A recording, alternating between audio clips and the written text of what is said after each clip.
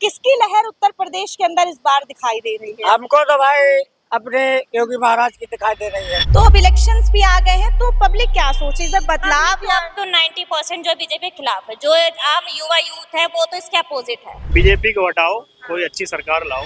27 में देखिएगा चंद्रशेखर भाई के अलावा, हमारे हिसाब से चंद्रशेखर भाई के अलावा कोई नहीं आएगा। लग रहा है जिस राम के नाम पर जीतने वाली जो बीजेपी थी उस पर भी फ्लॉप हो गई। इस राम मंदिर के नाम पे तुमने जनता से वोट लिया, उसी राम मंदिर को आप लोगों ने लूट लिया।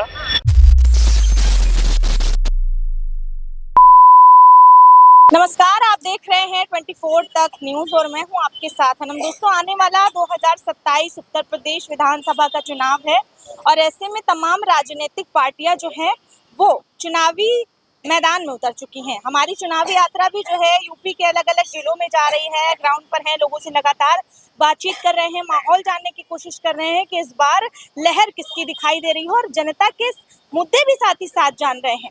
तो हम इस वक्त लखनऊ की पश्चिम विधानसभा में हैं और यहाँ पर कुछ हमें जो है बाबा लोग संत मिल गए हैं, पुजारी मिल गए हैं।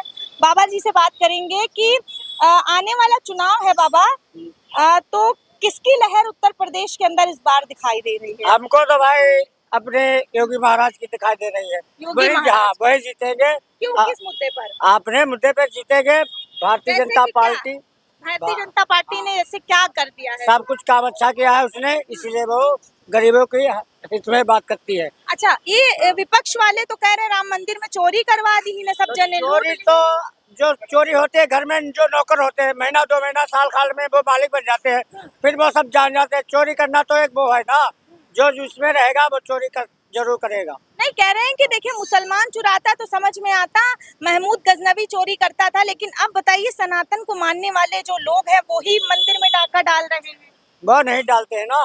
ये तो कहने को है, दूसरे लोग तो दूसरे, अब जो आप ही हो, आपके ऊपर कोई खुश है कोई नाखुश है, आप अपने पर की बात कर लो। मतलब बीजेपी को जिता रहे हैं। हम तो बीजेपी के हैं भैया। इस मुद्दे पर, मंदिर के मंदिर के मुद्दे पर या तो भारतीय जनता पार्टी। अच्छा, महंगाई बेरोजगारी तो नहीं लग रही? नहीं ना, कोई ना लग रही है हमका भैया को। कोई सिलेंडर नहीं महंगे भाई हमारे मिल रहा है। हाँ, हमका तो लकड़ी पर रोटी बनावे पड़ती है यार। लकड़ी पर? और आपने रोटी चूल्हे, बाबा आदमी हम।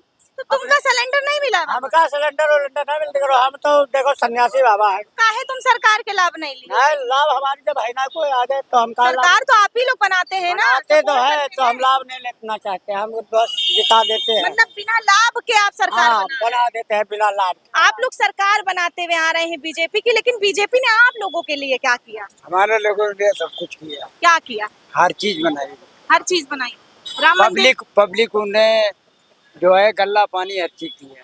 मिल रहा है आपको? सब लोगों को रोजगार मिल रहा है आपके बच्चों को? हाँ, सबको मिल रहा है। क्या काम करते हैं आपके बच्चे? हमारे बच्चे बड़े बड़े गाड़ी चलाते हैं। गाड़ी चलाते हैं। तो यही रोजगार मोदी और योगी जी ने दिया। बीजेपी इस बार फिर से रिपीट हो रही। बहुत सारे लोग के अलावा हम लोग वोट नहीं दे सकते, क्यों? पंडित धर्म के हैं।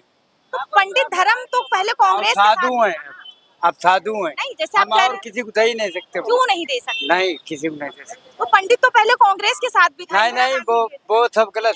अब हाँ, अपना जो है छोड़ के नहीं जा पाए। मंदिर के अंदर इतना बड़ा डाका पड़ जाता है, चढ़ावा चोरी हो जाता है, चंदा चोरी हो जाता है, और मतलब सरकार कहाँ पर है?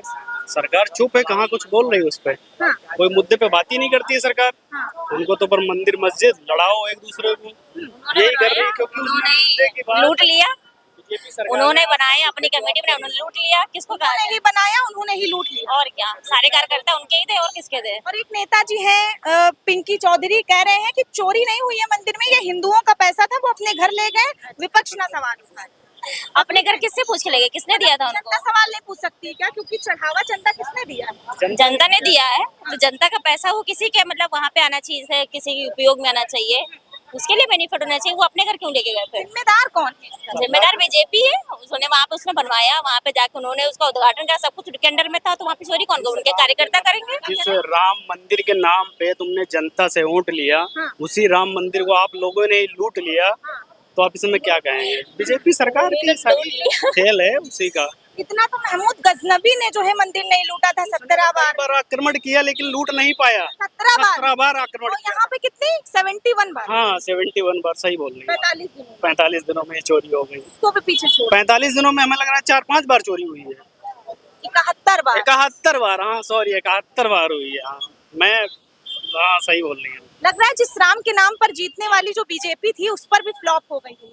वो तो वही है, हर जगह लेकिन अभी भी कुछ हैं अंधभक्त जो बीजेपी के गुण गाते हैं। मैम ये बताइए, जब ब्रजेश पाठक से पूछा गया कि राम मंदिर का पैसा किसने चुराया है, तो ब्रजेश पाठक जी ने क्या कहा कि आप बाबरी मस्जिद में जो पैसा चोरी होता है वो कहाँ गया है। भाई आपसे जो सवाल किया जा रहा है आप वो बताएंगे कि बाबरी मस्जिद के बारे में बताएंगे? बाबरी मस्जिद का तो कोई सवाल नहीं है, क्योंकि देखिए आस्था की बुनियाद पर राम मंदिर दे दिया गया है, तो आप उस पर काम करिए, क्योंकि आपने उसी नाम पर वोट लिया है और वहाँ पर चोरी हो जाना ये ठीक तो नहीं। बहुत बड़ी बात है, बहुत बड़ी बात है जी, बहुत बड़ी बात है। जो भक्ति भाव है उसको तो चोट पहुंचाया जा रहा है ना जनता के, मतलब उसके साथों के साथ अन्याय हो रहा है, तो कह सकते हैं उसको। नहीं, जिस तरीके से मतलब एक कहा था सनातन का बोलबाला है, लेकिन कहीं ना कहीं लग नहीं रहा हिंदुओं को भी छल रही है बीजेपी। बिल्कुल चल रही है, बिल्कुल उन्हीं के मतलब उनका जो भाव था, श्रद्धा भाव, तो उसको कुचल रही है ना लोग, मतलब फिर भी अब नहीं समझो तो क्या ही कर सकते हैं। अच्छा, क्या लग रहा है अब जो सारी चीजें सामने आई हैं पब्लिक के, ये चोरी का मामला, वोट चोरी का मामला, बहुत सारी चीजें हैं, तो अब इलेक्शंस भी आ गए हैं, तो पब्लिक क्या सोचे, इधर बदलाव या तो 90% जो बीजेपी के खिलाफ है, जो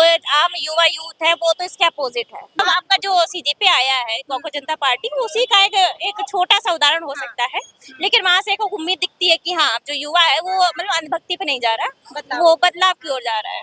आपके हिसाब से भी क्या लग रहा है यूपी के अंदर बड़ा बदलाव होना चाहिए, होना चाहिए? बीजेपी को हटाओ, कोई अच्छी सरकार लाओ।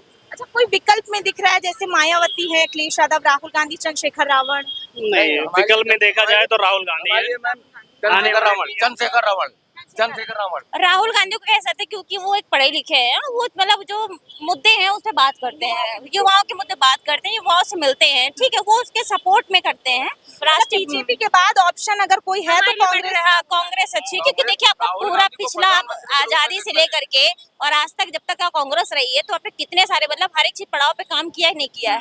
आज का वहाँ से ज्यादा, इसलिए आज तक जो हमेशा कांग्रेस रही है, बीजेपी तो अभी आई है, तो जो मतलब एक बहुत ही स्ट्रॉन्ग पच रहा है वो उसका रहा है, तो वो अभी भी आगे हो सकता है हमारे हिसाब से। आपके हिसाब से? हमारे हिसाब से चंद्रशेखर भाई के साथ में हम रहे, हम जानते हैं चंद्रशेखर भाई कैसे कैसे आदमियों की मदद करते हैं। अभी एक उभरता हुआ सितारा है, अभी उतने आगे नहीं पहुंचे, लेकिन विकल्प के रूप में एक मजबूत विपक्ष कौन काम कर रहा है? 27 में देखिएगा, चंद्रशेखर भाई के अलावा हमारे हिसाब से चंद्रशेखर भाई के अलावा कोई नहीं आएगा जी, बिल्कुल। जैसे राहुल गांधी और अखिलेश यादव ने 2024 के चुनाव में साथ अच्छा काम किया दोनों, राहुल हाँ अच्छा किया है वो, अच्छा, चाहे वो मायावती रही, उन्होंने भी अच्छा परफॉर्म किया है, साथ आ रहे हैं इस इलेक्शन में यूपी के अंदर भी, तो लग रहा है कुछ अगर होना चाहिए तो राहुल गांधी मेरे हिसाब से एक छवि पक्ष है। यूपी में अगर बैलेट पेपर से चुनाव कराया जाए तो बीजेपी का सत्ता बिल्कुल सुपड़े ही साफ हो जाएगा।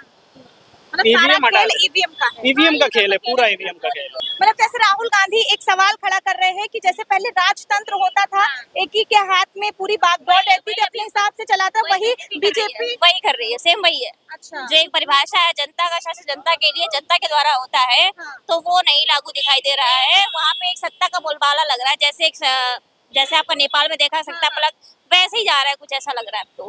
देखो बीजेपी में ऐसा सिस्टम है, अगर ज्यादा बोलोगे बीजेपी के खिलाफ तो उठा लिए जाओगे, तो इसमें ज्यादा बोलने लोग डरते हैं बोलने के लिए, ठीक है मैम, मैं खुल के बोल रहा हूँ, बुलडोजर चल जाएगा तो डरता है आदमी, बोलते ही नहीं, इसीलिए क्या कहे कि बीजेपी बढ़िया है कि खराब है। पर जितना युवा है वो जानता है कि बीजेपी सही नहीं है भाई, ना तो वो रोजगार पे बात करती है, ना बेरोजगारी पे बात करती है, ना युवाओं के लिए कोई भर्ती। अब नीट का पेपर लीक हुआ है दिल्ली में, जंतर मंतर पे कितने दिन से धरना चल रहा है। प्रधानमंत्री जो हैं वो धर्मेंद्र प्रधान शिक्षा मंत्री को बधाई दे रहे हैं। वही तो देख लीजिए ना आप, पेपर हो गया तो समझो आप कितने दिन से वहाँ पे धरना चल रहा है। कोई मतलब नहीं है, पीछे 50 पेपर लीक हुए, उससे कोई मतलब, अगर एक अच्छा गया है, हाँ हो गया। अभी महाराष्ट्र का पेपर लीक हुआ है, जो उसका था कुछ हुआ जस्ट उसके बाद, जंतर मंतर के बाद ही ये हुआ, वहाँ का पेपर लीक हुआ, पेपर कैंसिल हो गया। मतलब पेपर कैंसिल हो सकता है, लेकिन जो उस पे धर्मेंद्र प्रधान है, जो शिक्षा मंत्री, उसको इस्तीफा नहीं दिया जा सकता है। तो ये कैसा मतलब है चल रहा है सिस्टम? मतलब धर्म की आड़ में अब बीजेपी जो है बहुत दिन तक राजनीति नहीं कर पाई। बच्चों के साथ खिलवाड़ कर रहे हैं, लेकिन राजनेता के साथ में कोई खिलवाड़ नहीं हो रहा है। सारे कॉम्प्रोमाइज जनता के लिए हैं, जनता से होने हैं, लेकिन उनके साथ में कोई आपका ईवी चल रहा है, ईवी एंड जो E20 चल रहा है एथेनॉल में, तो आप क्या देख लीजिए कितना आप रिव्यू आ रहे हैं, बाइक के इंजन खराब हो रहा है, जिसकी 10 साल की थी वो 5 साल की होने वाली है, उससे बहुत ज्यादा प्रभाव पड़ रहा है। आप इसमें क्या कर रहे हैं? मतलब इन्हीं सब मुद्दों को लेकर अब बीजेपी जो है वो डूबने वाली है। बिल्कुल डूबने वाली है। 90% तो जो युवा है वो तो समझ चुका है कि बीजेपी जो है हटनी चाहिए। ठीक है, तो देखिए हम ग्राउंड पर थे और लोगों से बातचीत कर रहे थे, वीडियो आगे और बनाते, लेकिन अब बारिश जो है शुरू हो गई है, तो इसलिए हम इस वीडियो को यहीं पर एंड कर रहे हैं। आगे लोगों से बातचीत करेंगे बारिश के बाद, तब आगे की वीडियो आप तक पहुंचाएंगे। तो देखिए 2027 चुनाव को लेकर हम सर्वे कर रहे थे, लोगों से बातचीत कर रहे थे, जिस तरीके का ओपिनियन जो है वो सामने आया है वो कोई चौंकाने वाला नहीं है, क्योंकि हम जहां जहां पर जा रहे हैं जनता कहीं ना कहीं जो है 80 से 90% जो है वो बदलाव की मांग कर रही है, क्योंकि लगातार जो पेपर लीक हो रहे हैं और जो राम मंदिर के अंदर चोरी का मामला हो, युवाओं से जुड़ा हुआ रोजगार का मामला हो, इन्हीं सब मुद्दों पर जनता जो है वो ज्यादातर आवाज उठा रही है। और कहीं ना कहीं राहुल गांधी के जो सवाल जो राहुल गांधी खड़े कर रहे हैं उस पर भी सहमति जता रही है जनता। तो आने वाले चुनाव में बीजेपी को किस तरीके का जो है फेस करना पड़ेगा, किस तरीके की हार का मुंह देखना पड़ेगा, क्या कुछ होने वाला है आने वाले चुनाव में पता चलेगा। और हम लोगों से बातचीत कर रहे थे, लोगों का ओपिनियन आप तक पहुंचाया। आपकी क्या राय है हमें कमेंट सेक्शन में अपनी राय जरूर दीजिएगा। बने रहें और देखते रहें 24 तक न्यूज़, जनता का हित के साथ।